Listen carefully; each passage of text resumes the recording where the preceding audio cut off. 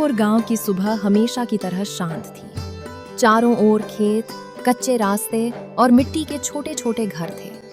लेकिन इस गांव के एक छोटे से टूटे हुए घर में रहने वाले रामलाल की जिंदगी में शांति नहीं, बल्कि संघर्ष ही संघर्ष था। पत्नी को गुजरे कई साल हो चुके थे। अब उसकी दुनिया सिर्फ उसकी बेटी पुष्पा थी। गरीबी ने उनके घर से खुशियां बहुत पहले ही छीन ली थीं, लेकिन उम्मीद अभी भी जिंदा थी, क्योंकि रामलाल का बेटा अमर कई साल पहले शहर कमाने गया था और उसने खबर भेजी थी कि वो जल्द ही घर लौटेगा। पिताजी, आज भी आपने कुछ नहीं खाया? सुबह से बस पानी पीकर बैठे हैं। अगर आप ऐसे ही खुद को तकलीफ देंगे तो मैं कैसे मजबूत रहूंगी? देखिए, मैंने थोड़ी सी रोटी बचाकर रखी है, आप खा लीजिए, मुझे भूख नहीं है। नहीं बेटी, तू खा ले। मुझे भूख से ज्यादा इस बात की चिंता है कि अगर अमर इस बार भी नहीं आया तो हम जमींदार का कर्ज कैसे चुकाएंगे। मैंने उसे वचन दिया था कि मेरा बेटा लौटकर सब ठीक कर देगा। भैया जरूर आएंगे पिताजी, उन्होंने कभी झूठ नहीं बोला। उन्होंने कहा था कि इस बार खाली हाथ नहीं आएंगे। मुझे अपने भैया पर पूरा भरोसा है। बस यही भरोसा मुझे जिंदा रखे हुए है बेटी। भगवान करे इस बार हमारा इंतजार खत्म हो जाए। इतने में बाहर से किसी के तेज कदमों की आवाज आने लगी। कुछ ही पल बाद दरवाजे पर जोर जोर से लाठी की आवाज आई। रामलाल, बाहर निकल। कब तक छिप कर बैठेगा? आज हिसाब होगा। या तो मेरा पूरा पैसा दे या फिर ये घर छोड़ दे। आज मैं कोई बहाना नहीं सुनूंगा। जमींदार जी, बस 2 दिन की मोहलत दे दीजिए। मेरा बेटा शहर से लौट रहा है, उसने पैसे जुटा लिए हैं। आते ही सबसे पहले आपका कर्ज चुका दूंगा। 2 दिन? यही बात तू पिछले कई सालों से बोल रहा है। कभी कहता है बेटा आने वाला है, कभी कहता है पैसे आने वाले हैं। अब मुझे तेरी किसी बात पर भरोसा नहीं। इस बार मैं झूठ नहीं बोल रहा मालिक, मेरी मजबूरी समझिए। अगर 2 दिन बाद भी पैसे ना मिले तो मैं खुद ये घर छोड़ दूंगा। जमींदार जी, हम गरीब जरूर हैं, लेकिन बेईमान नहीं। बस 2 दिन और दे दीजिए। मेरे भैया आएंगे तो सबसे पहले आपका कर्ज उतारेंगे। ठीक है, आखिरी बार, सिर्फ 2 दिन। याद रखना, 2 दिन बाद अगर 1 भी रुपया कम हुआ तो मैं तुम्हारा सामान सड़क पर फेंकवा दूंगा। फिर कोई मिन्नत नहीं चलेगी। पिताजी, अगर भैया समय पर नहीं आए तो? भगवान कभी गरीब की आखिरी उम्मीद नहीं तोड़ता बेटी। मुझे विश्वास है, अमर जरूर आएगा। रामलाल और पुष्पा की आंखों में उम्मीद थी, लेकिन किस्मत उनके लिए एक ऐसा तूफान लेकर आ रही थी जिसकी किसी ने कल्पना भी नहीं की थी। 2 दिन धीरे धीरे बीत गए। हर सुबह रामलाल घर के बाहर बैठकर गांव की सड़क को देखता और हर शाम निराश होकर वापस अंदर चला जाता। पुष्पा भी हर आहट पर यही सोचती, शायद इस बार भैया आ गए। लेकिन अमर नहीं आया। तीसरे दिन सुबह एक आदमी तेजी से भागता हुआ रामलाल के घर की ओर आया। उसके चेहरे पर घबराहट साफ दिखाई दे रही थी। रामलाल, रामलाल, बहुत बुरी खबर है। हिम्मत रखकर सुनना। जिस कारखाने में तुम्हारा बेटा अमर काम करता था, वहां भयानक आग लग गई। आग इतनी तेज थी कि पूरा कारखाना जलकर राख हो गया। लोग जान बचाने की कोशिश करते रहे, लेकिन कोई बाहर नहीं निकल पाया। शहर से खबर आई है कि उस हादसे में काम करने वाले लगभग सभी मजदूरों की मौत हो गई और अमर भी उन्हीं में था। नहीं, मेरा अमर ऐसा नहीं हो सकता। उसने तो मुझसे वादा किया था कि इस बार घर लौटेगा। उसने कहा था, बाबा, इस बार आपकी सारी परेशानियां खत्म कर दूंगा। भगवान, मेरे बेटे का क्या कसूर था? अगर किसी की जान लेनी ही थी तो मेरी ले लेते। पिताजी, खुद को संभालिए। अगर आप भी टूट गए तो मैं किसके सहारे जीऊंगी? भैया हमें छोड़कर जरूर चले गए, लेकिन उन्होंने हमेशा सिखाया था कि मुश्किल समय में हिम्मत नहीं हारनी चाहिए। बेटी, अब हमारे पास बचा ही क्या है? पहले गरीबी थी, फिर कर्ज था, अब मेरा बेटा भी नहीं रहा। जिस उम्मीद के सहारे मैं जी रहा था, वही उम्मीद आज मुझसे छिन गई। पूरा घर मातम में डूब गया। 2 दिन तक चूल्हा नहीं जला। न रामलाल ने खाना खाया, न पुष्पा ने। दोनों बस भगवान से एक ही सवाल पूछते रहे, हमारे साथ ही ऐसा क्यों? उधर शहर से एक आदमी हाथ में एक बड़ा सूटकेस लेकर गांव की ओर आ रहा था। उसे अमर के परिवार तक पहुंचना था। भाई साहब, जरा बताइए, रामलाल का घर किस तरफ है? मैं शहर से आया हूँ। मुझे उनके बेटे अमर की जमा की हुई रकम और कंपनी की तरफ से दिया गया मुआवजा उनके परिवार को देना है। इतने में पास से गुजर रहा घनश्याम ये बात सुन लेता है। वो चुपचाप रुक जाता है। ओह, तो अमर सच में बहुत सारे पैसे लेकर आने वाला था और अब कंपनी ने भी मुआवजा भेजा है। अगर ये पैसा रामलाल के हाथ लग गया तो वो मेरा कर्ज चुका देगा। नहीं, ऐसा नहीं होने दूंगा। ये पैसा अब मेरा होगा। भाई, तुम जिसे ढूंढ रहे हो मैं ही रामलाल हूँ। अमर मेरा ही बेटा था। उसकी मौत ने मुझे अंदर से तोड़ दिया है। मुझे आपके बेटे के लिए बहुत दुख है। ये सूटकेस अमर की कई सालों की मेहनत की कमाई है और इसमें कंपनी की ओर से मुआवजे की रकम भी है। इसे संभाल कर रखिए। वह सूटकेस घनश्याम को देकर चला जाता है। घनश्याम चारों ओर देखता है और जल्दी से अपने घर की ओर बढ़ जाता है। एक तरफ रामलाल अपने बेटे के गम में टूट चुका था और दूसरी तरफ उसका हक, उसकी आखिरी उम्मीद, लालच की भेंट चढ़ चुकी थी। लेकिन घनश्याम नहीं जानता था कि उसकी यही चाल एक दिन उसके पूरे घमंड को मिट्टी में मिला देगी। उधर घनश्याम अपने कमरे का दरवाजा बंद करके सूटकेस खोलता है। जैसे ही उसकी नजर नोटों के बंडलों पर पड़ती है, उसकी आंखों में लालच और चमक दोनों बढ़ जाती हैं। वो बार बार नोट गिनता और मुस्कुराता रहता है। इतने सारे पैसे, वाह!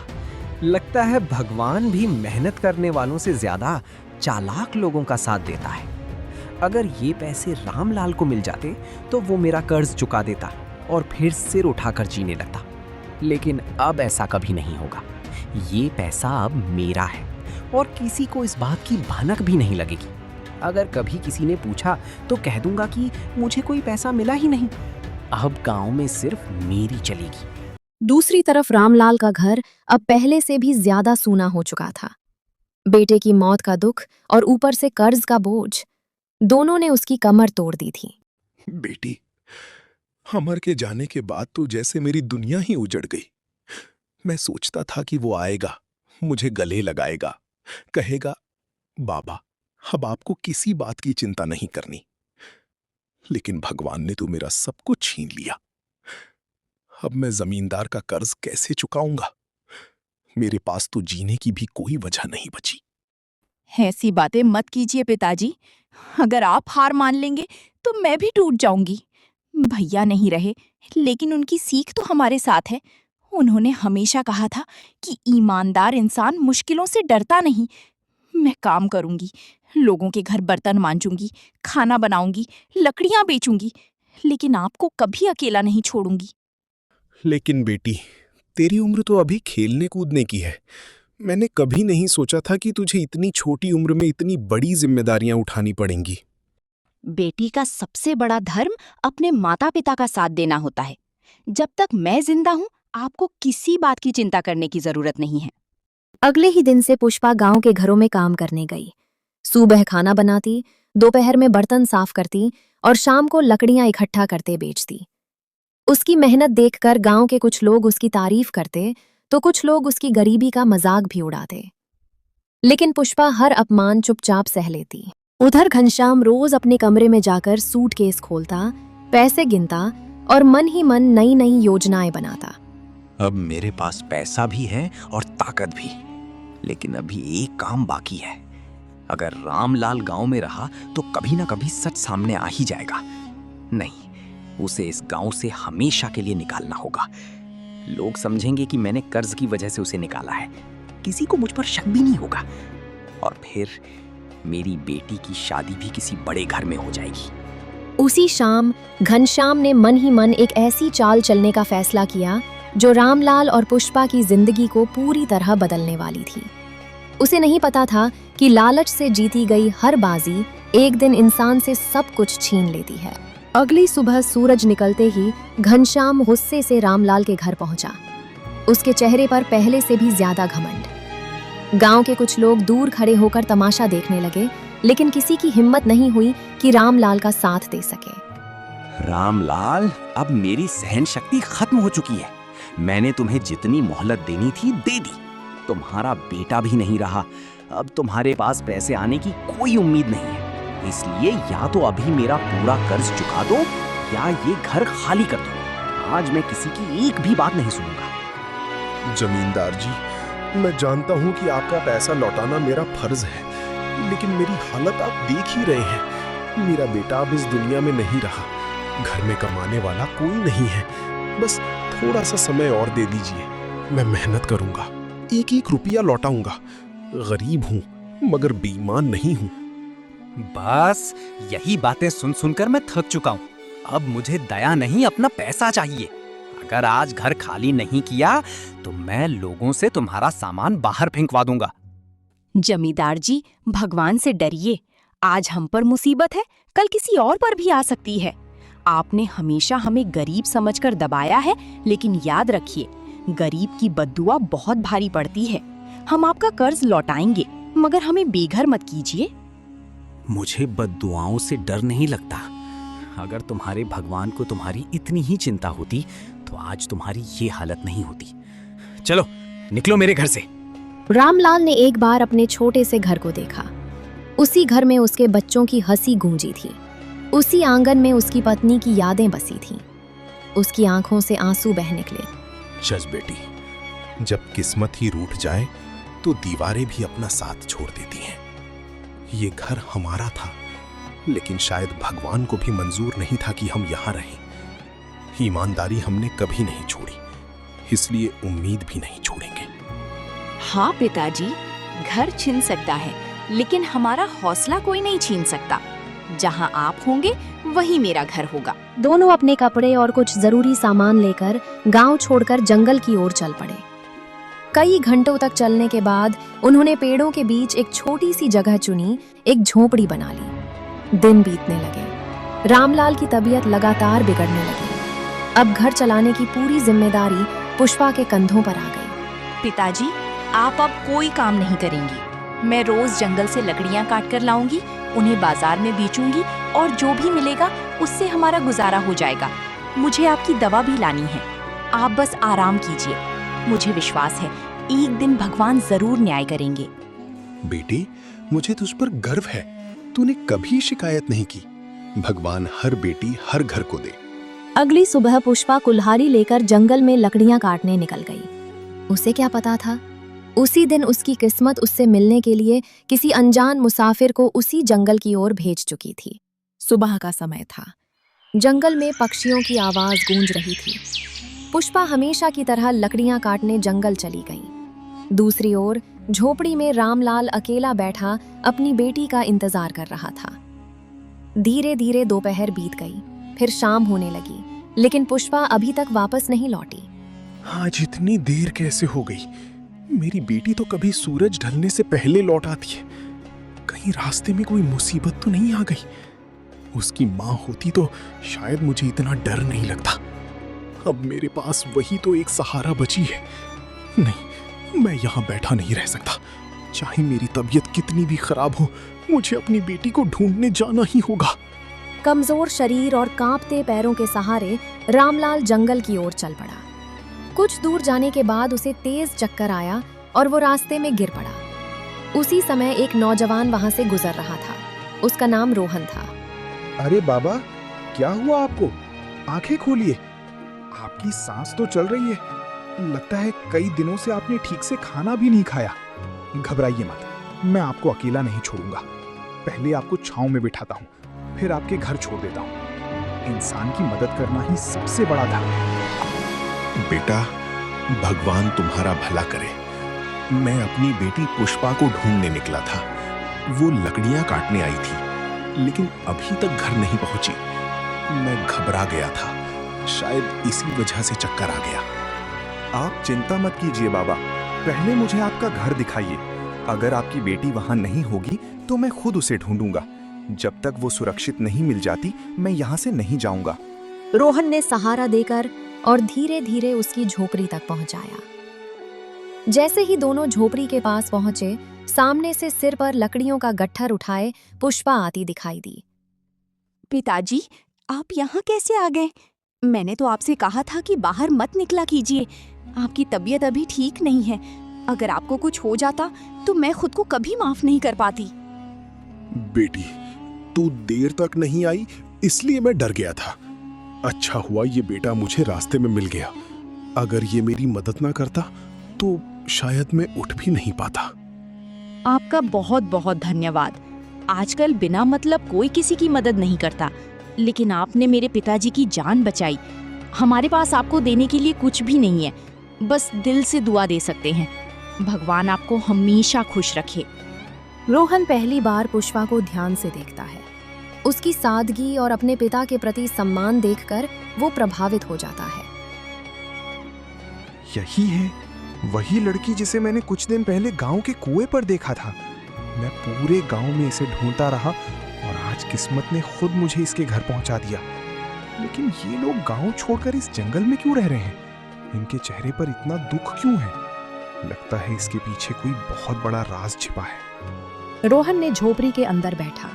तभी उसने चारों ओर नजर दौड़ाई। टूटी चारपाई, मिट्टी का चूल्हा और खाली बर्तन देखकर उसे समझ आ गया कि ये परिवार कितनी मुश्किलों में जी रहा है। अब वो सच जानने का फैसला कर चुका था। बाबा, अगर आपको बुरा ना लगे तो क्या आप मुझे बता सकते हैं, आप जैसे सीधे साधे लोग गांव छोड़कर इस जंगल में रहने के लिए क्यों मजबूर हुए? रामलाल ने एक गहरी सांस ली। उसकी आंखें नम हो गईं। उसे नहीं पता था कि उसके सामने बैठा यही नौजवान उसकी किस्मत बदलने वाला है। रामलाल ने गहरी सांस ली और अपनी पूरी कहानी रोहन को शुरू से आखिर तक बता दी। कैसे उसने कर्ज लिया, कैसे उसके बेटे अमर की मौत की खबर आई, कैसे जमींदार ने उसे घर से निकाल दिया और कैसे वो अपनी बेटी के साथ इस जंगल की झोपड़ी में रहने को मजबूर हो गया। रोहन बिना कुछ बोले सब सुनता रहा। उसकी आंखों में गुस्सा साफ दिखाई दे रहा था। बेटा, भगवान ने शायद हमारी किस्मत में यही लिखा था। अगर अमर जिंदा होता तो आज हमारी ये हालत नहीं होती। उसने कहा था कि वो हमारी सारी परेशानियां खत्म कर देगा, लेकिन वो खुद ही हमें छोड़कर चला गया। अब बस मेरी एक ही इच्छा है कि मेरी बेटी की जिंदगी मुझसे बेहतर हो। बाबा, अब आपकी तकलीफ खत्म होगी। मैं आपको एक सच बताना चाहता हूँ। जिस कारखाने में अमर काम करता था उसका मालिक मैं ही हूँ। हादसे के बाद मैंने हर परिवार के लिए मुआवजा भेजा था।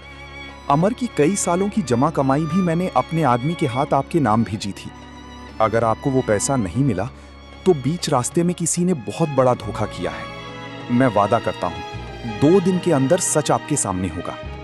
अगले ही दिन रोहन अपने उसी कर्मचारी को लेकर गांव पहुंचा जिसने सूटकेस पहुंचाया था। ध्यान से सोचो, जिस आदमी को तुमने सूटकेस दिया था अगर वो सामने आ जाए तो क्या तुम उसे पहचान लोगे? ये किसी गरीब परिवार का नहीं, इंसाफ का सवाल है। झूठ बोलने की जरा भी कोशिश मत करना। साहब, मैं उसे देखते ही पहचान जाऊंगा। उसने अपना नाम रामलाल बताया था, इसलिए मैंने बिना शक किए सूटकेस उसे दे दिया। अगर वो सामने आ जाए तो मैं तुरंत पहचान लूंगा। कुछ ही देर बाद कर्मचारी ने घनश्याम को देखते ही उसकी ओर देखा। घनश्याम के चेहरे का रंग उड़ जाता है। उसके हाथ कांपने लगते हैं। चाचा जी, मुझे यकीन नहीं हो रहा कि आपने एक गरीब बाप के आंसू तक बेच दिए। आपने उसके बेटे की आखिरी कमाई भी हड़प ली और ऊपर से उसे घर से भी निकाल दिया। क्या सिर्फ इसलिए कि मैं पुष्पा तक ना पहुंच सकूं? पैसे का लालच और झूठ इंसान को इतना नीचे गिरा सकता है, मैंने कभी सोचा भी नहीं था। रोहन बेटा, मुझसे बहुत बड़ी गलती हो गई। पहले मुझे पैसों का लालच आया, फिर अपनी बेटी की चिंता ने मुझे अंधा बना दिया। मैं नहीं चाहता था कि तुम्हारी शादी किसी गरीब लड़की से हो, इसलिए मैंने रामलाल को गांव से निकाल दिया। मुझे माफ कर दो, मैं शर्मिंदा हूं। माफी तभी मिलेगी जब गलती सुधरेगी।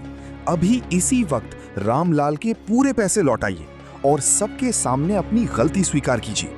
घनश्याम ने कांपते हाथों से पूरा सूटकेस वापस लौटा दिया। उसने गांव वालों के सामने अपनी गलती मान ली। उसी दिन रामलाल और पुष्पा को उनका घर भी वापस मिल गया। कुछ दिनों बाद बाबा, मैंने दौलत बहुत देखी है, लेकिन पुष्पा जैसी संस्कारी और अपने पिता की सेवा करने वाली लड़की कभी नहीं देखी। अगर आपकी अनुमति हो तो मैं पुष्पा का हाथ मांगना चाहता हूँ। मैं वादा करता हूँ कि इसे हमेशा सम्मान और खुशियाँ दूंगा। बेटा, आज मुझे ऐसा लग रहा है जैसे मेरा अमर फिर से लौट आया हो। अगर मेरी बेटी की खुशी तुम्हारे साथ है तो मुझे ये रिश्ता मंजूर है। भगवान तुम्हें हमेशा खुश रखे। कुछ समय बाद रोहन और पुष्पा का विवाह हो गया। रामलाल की जिंदगी में फिर से खुशियां लौट आईं। घनश्याम ने भी लालच का रास्ता छोड़कर ईमानदारी से जीने का फैसला किया। सीख: लालच इंसान से उसकी इज्जत छीन लेता है, लेकिन ईमानदारी और अच्छे कर्म देर से ही सही इंसाफ जरूर दिलाते हैं।